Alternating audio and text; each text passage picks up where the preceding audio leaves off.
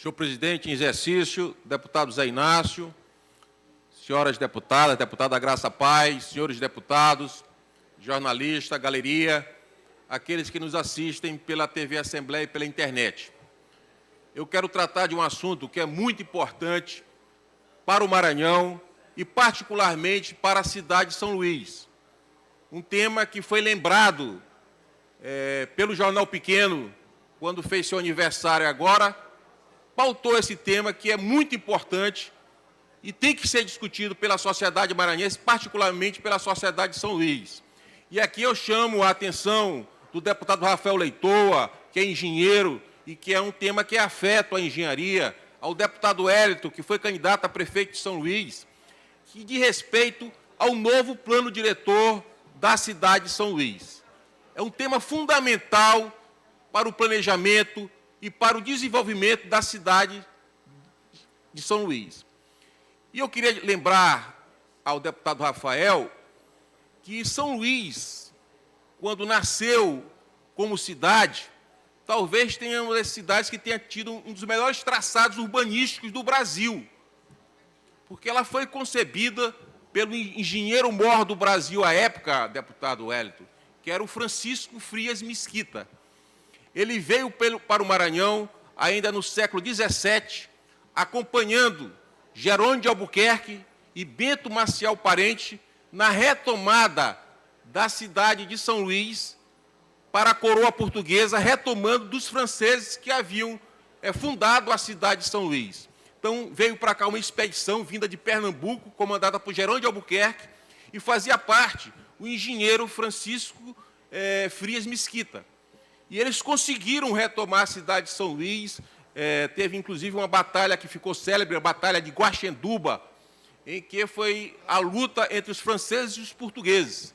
E diz a história que os portugueses estavam em menor número para retomar e com muito menos munição.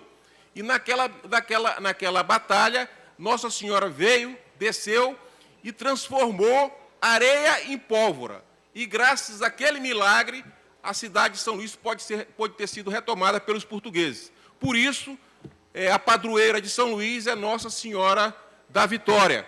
E esse evento, inclusive, ficou registrado pelos maiores escritores brasileiros, que foi Humberto de Campos, quando ele fez um soneto só sobre esse tema, o milagre de Guaxenduba.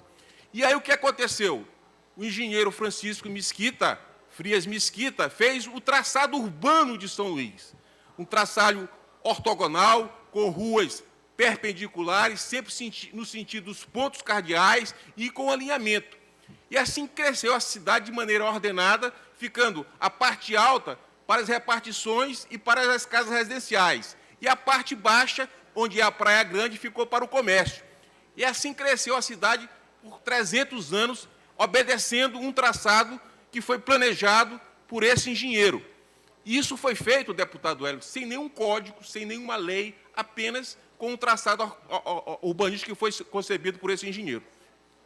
Já em 1936, foi feito o primeiro plano diretor da cidade de São Luís, um engenheiro que veio na época do Estado Novo, do Ceará, Otacílio Saboia, que fez o primeiro plano diretor de São Luís em 1936. E em 1938, 2 anos após, veio o segundo plano, na época que o ex-governador, e o Fábio Braga conhece bem, Pedro Neiva de Santana, era prefeito de São Luís. Então, quando ele era prefeito de São Luís, fez o segundo plano diretor da cidade de São Luís, que já dividia as cidades em zonas e também estabelecia gabaritos. Então, foi importante para o crescimento da cidade. E o grande plano que foi concebido para a cidade de São Luís, um dos maiores engenheiros que teve aqui no Maranhão, foi o engenheiro Rui Mesquita.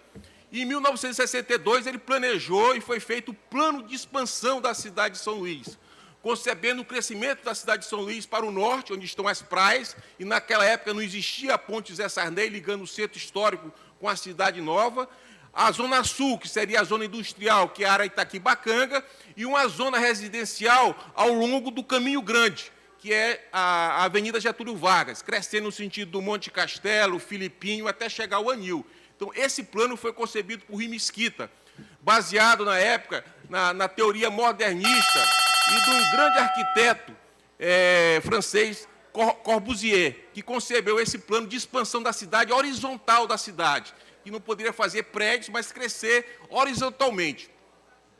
Depois houve um outro plano, em 1975, e a partir de 1988, todos os planos diretores levaram também em consideração a função social do solo. E houve outros planos diretores, sendo que o último foi feito em 2006.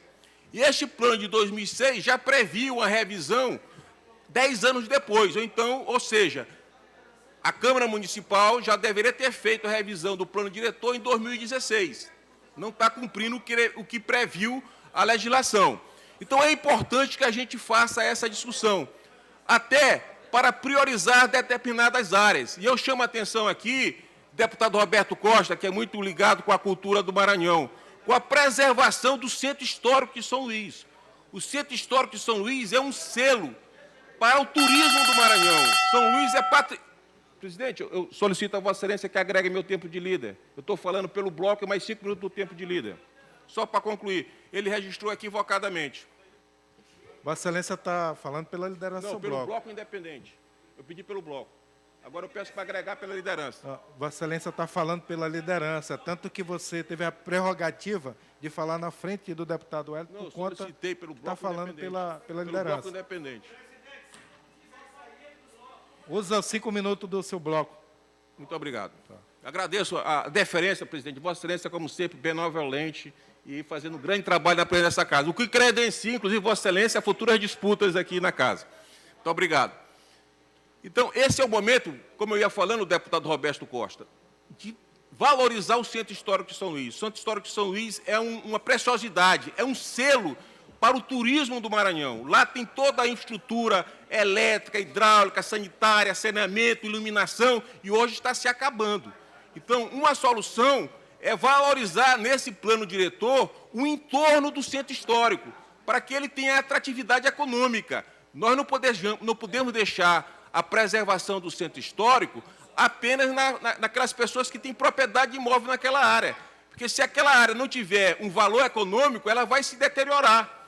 Um exemplo que eu daria também, o próprio governo do Estado, ao invés de alugar prédios no Calhau para funcionar repartições públicas, ele podia reformar prédios do centro histórico e botar a repartição pública funcionando lá, para dar mais vida para o centro histórico. Então, o plano diretor tem que dar um tratamento especial para o entorno do centro histórico, para valorizar economicamente aquela área. A outra questão de fundamental importância é a questão ambiental, a preservação das bacias hidrográficas que tem na ilha de São Luís, do Bacanga, do rio Anil, para que a gente preserve as nascentes desse rio e também as matas ciliares. Então, isso tem que estar previsto no centro histórico, no plano diretor. E outra questão que é fundamental, como eu fiz um breve histórico e disse que a cidade de São Luís, em 1960, foi concebida para crescer de maneira horizontal, o que aconteceu, deputado Rafael Leitoa? As casas, as habitações foram feitas distante do centro histórico. Então, distante da cidade. E o que aconteceu com esse crescimento horizontal? Os trabalhadores, os moradores ficaram longe da infraestrutura. Então, você tem que construir toda uma infraestrutura para quem mora em lugares distantes, bairros importantes que cresceram, que foi necessário fazer toda uma infraestrutura de viária, elétrica, de saneamento, para que eles funcionassem a contento, como é o caso da cidade operária, do Maiobão, distante do centro, e também gastam um tempo muito grande do deslocamento desses moradores para vir ao seu local de trabalho. Então, esse plano diretor tem que verificar também que essa concepção de crescimento horizontal demanda uma infraestrutura muito grande, valoriza demais o solo para especuladores e que tem que levar em conta que os grandes centros urbanos do Brasil se fizeram com crescimento vertical, que aí agrega muito mais pessoas, necessita de uma infraestrutura menor e eles ficam mais próximos do seu local de trabalho. É claro que tudo isso preservando os afastamentos necessários para preservar a intimidade, para preservar as distâncias mínimas de um prédio para o outro, tudo isso tem que estar previsto no plano diretor, mas não faz mais sentido que nós permanecemos com um planejamento de crescimento horizontal da cidade, com a demanda enorme de infraestrutura que o Estado não dá conta de suprir. Então, há necessidade de a gente flexibilizar o plano diretor para que permita o crescimento vertical, de maneira que caia o valor dos terrenos e as pessoas fiquem mais próximas do seu local do trabalho e trabalhem em áreas que já tenham toda uma estrutura e que não necessite do Estado para construir essa nova estrutura. Então, esse apelo que eu faço, eu parabenizo o Jornal Pequeno por pautar esse tema do plano diretor. É uma competência da Câmara Municipal, mas todos nós que fazemos política no Maranhão, que fazemos política em São Luís, somos interessados nessa questão, porque São Luís é a capital do nosso estado. Então, eu faço esse chamamento e solicitando aos senhores vereadores que levem em consideração a questão do centro histórico, da preservação ambiental e do crescimento urbano de maneira vertical, de maneira que as pessoas não tenham que morar longe do seu local de trabalho e longe do comércio. É um tema muito importante e que promove o planejamento e o crescimento de uma cidade de maneira ordenada, sustentável, preservando o meio ambiente e valorizando o cidadão e a pessoa humana. Muito obrigado, senhor presidente.